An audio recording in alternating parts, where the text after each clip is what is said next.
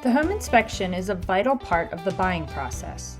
The purpose of the inspection is to provide buyers with a written report that details the property's condition, including recommended repairs, maintenance concerns, and any other potentially costly issues. The home inspector will assess the physical structure of the home, from the foundation to the roof, as well as the home's systems, which are electrical, HVAC, plumbing, etc. Your real estate agent will have a list of licensed inspectors that he or she works with regularly and trust. You are free to choose whomever you wish to perform your inspection. I provide my clients with the list of my top 3 inspectors in order of preference. When the inspector is finished, he or she will go over everything with you and point out items or show you pictures. Within 24 hours, you will receive a detailed report of the inspection. No home is perfect.